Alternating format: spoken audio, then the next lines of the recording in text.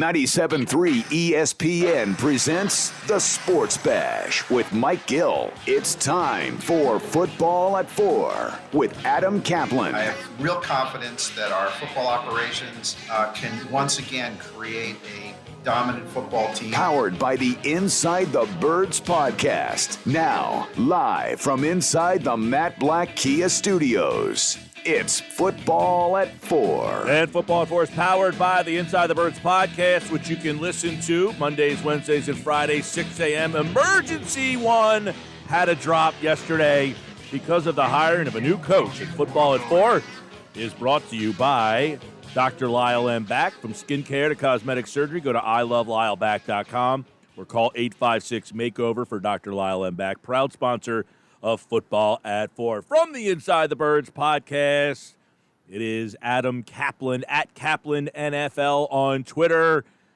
What a day yesterday, Adam. We started the show, we had a whole plan. There was going to be Ben Simmons this and Ben Simmons that, and then they hired a coach. Mike, good to be with you guys. Yeah, man, as I was telling Moshe, could we have a new head coach every couple months? Because our traffic this week, this is our third season. Jeff and I and our friend Billy Osborne, we started the show in 18, and it's been Jeff and I the last 2 years.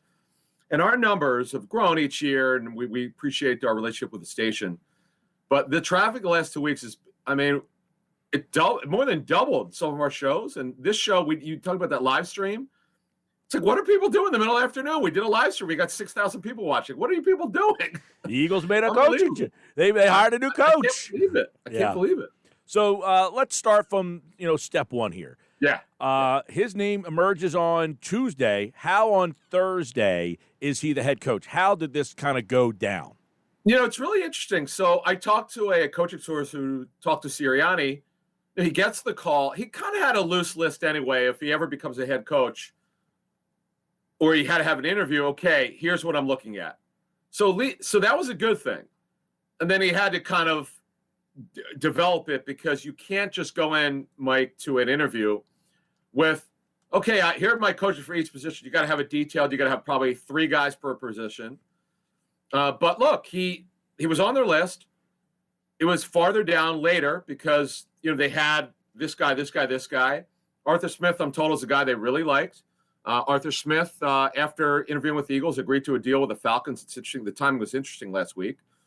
But getting back to Sirianni, look, they called him. Remember, they had not hired anyone. There was no one close, although Moshe and I reported earlier in the week that it was very clear Josh McDaniels was in the lead. It didn't mean he was going to get the job, but he clearly was in the lead until Sirianni was interviewed.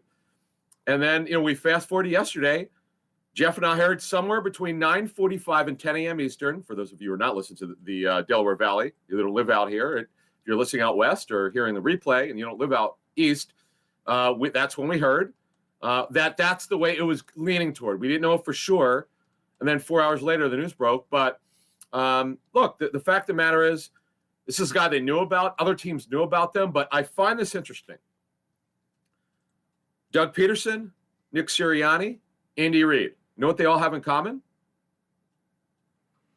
Doug Peterson, Andy Reid, Nick Sirianni.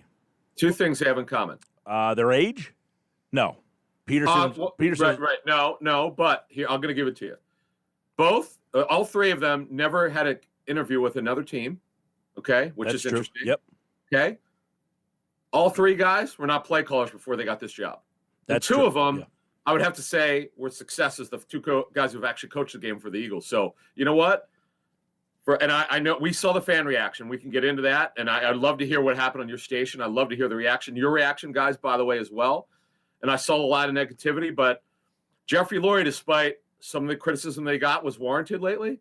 His success with head coaches is highly, highly successful. Well, and I feel like, Adam, that this is almost predictable. They've gone down this road. Andy Reid worked with the quarterbacks, and they brought in Donovan McNabb. They needed to give McNabb a guy to kind of grow with together. Then they go down the Peter. I mean, the Kelly thing was kind of off of the beaten track, but they went right back down and said another Reid guy that can work with the quarterback. They gave him Carson Wentz, and now Wentz needs to be fixed. So we're going to go right back down that path, and we got an endorsement from Frank Reich. I mean, I got to ask you, does Carson Wentz have any say and say, you know what, I talked to Frank. I feel comfortable with this decision. And does that help Howie and Jeff pull the trigger on this? My sense is, Mike, that Carson was included in at least knowing who they were going to hire. Now, do I know that Sirianni talked to him before the hiring? No, I don't know that. But in our reporting, specifically mine, I did put on our show first last week that a majority of at least I know of, a majority of the head coaching candidates were asked during the interview process, what's your plan to rebuild Carson Wentz? What's your plan for the quarterback position? So clearly, A, they want to keep Wentz, barring something unforeseen, and B, they want to make sure the guy that they're hiring, even if it happened to be a defensive coach, what's your plan? Because they need to know that. What was the league reaction to the hiring of Nick Sirianni from coaches and executives around the league? Yeah, that's a good question. Look, it was kind of surprising because I remember when word leaked out that Sirianni is going to interview, I had a bunch of coaches say, "Are you serious with this guy?" They said, "Is this true?" He said, "Yeah, it's true. It definitely is true. The Eagles knew about him. Yeah, they know Frank Reich, obviously, because he was here. And they know he's a protege of Frank Reich, and they've done well with these protege guys or these guys with the lineage, going back to Mike Holmgren and Andy Reid. And they sometimes, look, Andy Reid, guys, not only was he not a play caller, most people, because remember, this is in 99, the internet had only been around 4 or 5 years. It was hard to get information on him. And they just, when the league said, what are you doing? Why would you do it? Why do you hire a guy nobody knows about, who's obscure, who's never run an offense? Well, you know what? It's all about the interview and how you feel about it. And he had like a 6 or 7 hour interview, Sirianni did, and they felt good about it. But Connor, to get back to your question, let's call it like it is. There were a lot of questions. Coaches, a couple personnel guys I spoke to, so they heard about him. The word around the league was this may be 1 or 2 years a little early, just because he's sort of, over a 3-year period, he came in there and Indy was kind of green as a non-play caller OC, had to work his way through it the first year, got more responsibility the second year, and then he really had a good year this year. And what a cold source told me is he did a great job of managing and helping Frank manage the issue with Andrew Luck when he didn't play 1 year, then he retired, managing Jacoby Brissett as they did, which was challenging, managing obviously expectations for the quarterback position, dealing with Phillip Rivers, who clearly was near the end of his career, and helping Frank scheme up an offense that would fit Phillip Rivers. So that's the good thing. He's gone through a lot of stress and a lot of challenges. And you know what? He's been in the playoffs a bunch, and that's a good thing. Adam Kaplan from the Inside the Birds podcast, Football at 4, right here. How much, he worked with Luck, who I guess is similar to kind of Wentz. I mean, they have a similar type of style. He's worked with Rivers. He's been a quarterback coach. He's been a wide receivers coach. But working with Frank Reich, I mean, how much did that make the Eagles feel comfortable? Like, would they make this hire if Nick Sirianni is the offensive coordinator for a team that they really didn't have a tie to? Did having that tie to Reich push the pile enough to say, you know what? Like, if he's the offensive coordinator in Green Bay, but Matt LaFleur is calling the plays, do they feel as comfortable as they do with Frank Reich giving them the okay? Mike, I think you're in the right spot. There's no question about it. As I understand it, that definitely had an impact because they trust Frank. They were with him for 3 years. They won a Super Bowl with him. 2 years, 16 and 17. So they knew him. And they knew this. The word around the league was that Sirianni and Frank are they're like brothers. That's his true right-hand man. And they got to become very close friends with the Chargers. And Frank's first hire was going to be Sirianni to be his offense coordinator to help manage the coaches. And that's another part of this. I don't think that, let's put it this way. If they had a Zoom interview with Nick Sirianni and not an in-person interview, I don't know that he's getting the job. He's the kind of guy you got to get in front of.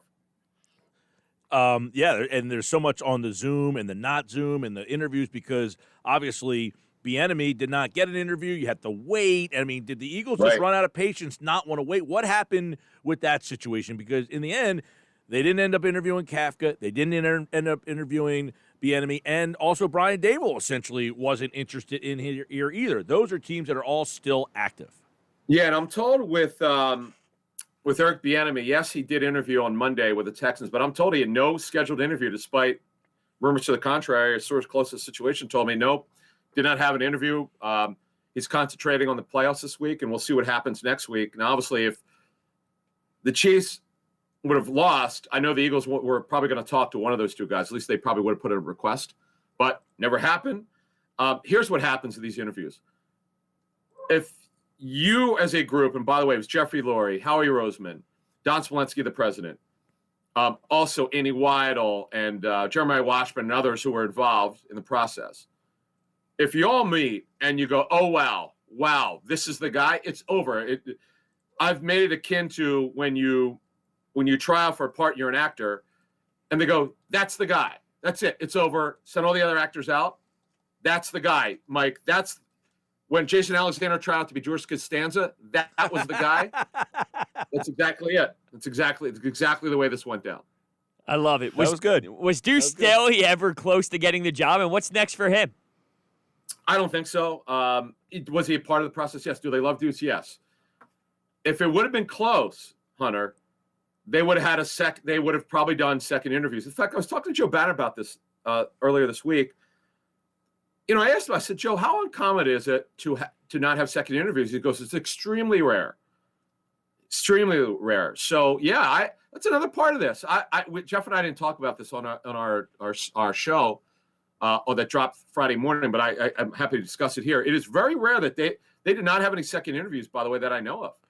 Now, how many times around the league the Deuce Staley situation comes up where players are lobbying, texting the owner, former players are getting involved? I mean, how many times do you have a guy who's been through multiple regimes, has a lot of, I can't think of another example of this happening, and, the fan support is so, I can't think of a situation similar to Deuce.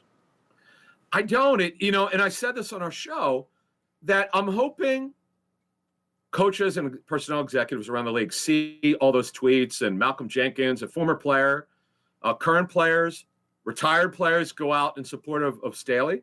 I'm hoping they at least see this, because look, okay, the Texans have the only remaining team to interview, to need a head coach. They haven't requested an interview with Staley, but look, you know what's interesting? David Culley, the former Eagles receivers coach, had an interview with the Texans. Okay, that was a surprise. So why not do Staley? Right. Do your homework, folks. It just bothers me. I said this on our Wednesday show, and I got kind of fired up. I'll admit it. I kind of went over the line. No one says you have to interview the guy, but at least can you talk to him? But look, he didn't, and I feel bad for Deuce, and it remains to be seen. He's under contract, I'm told, but it remains to be seen if he wants to stay or not. Yeah, well, that's interesting. I want to about Sirianni. He was a candidate with the Browns a couple of years ago. John Dorsey was the GM at the time there. Apparently, he ended up not interviewing because the Colts were in the playoffs, and he decided not to take the interview. But so I don't know. By the way, I don't know if that was for a head coach. That might have been for coordinator.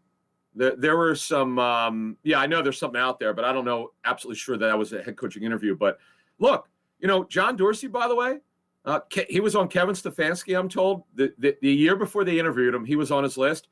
He was looking for one of those up-and-coming young coaches. And that's the kind of thing you got to do. Andy Reid, 41 years old when the Eagles hired him. Nick Sirianni, 39 years old when they hired him. So that's what you do. And you know what? They got to let him grow, okay? They got to let him grow as a head coach. Well, my question, I guess, is is this Frank Reich that calls and says, hey, I got a guy you need to talk to? Oh, how he got on their list? No. Right. Where you don't just pull this guy out of thin air. Who said, hey, there's a guy in Indianapolis and you got to talk to? You know what I mean? Who says, hey, there's a guy in Indianapolis, you need to interview this? Because this came late. It came out of nowhere, and it wasn't on anybody's radar. So who makes this? Does Reich make the call? Did Dorsey know him? Who knew him? Yeah, here's the way it works. Coaching agents will call Roseman if they haven't heard from him.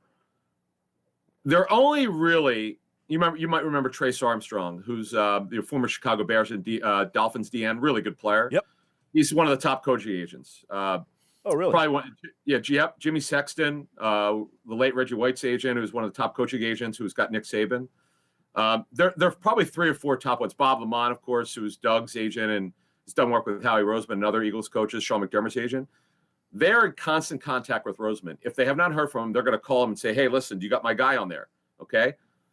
That's the way it works. And you get guy. The other thing you do is if you're a coaching agent, when they're position coaches, you go, hey, Howie, I got this guy who's going to be next Sean McVay.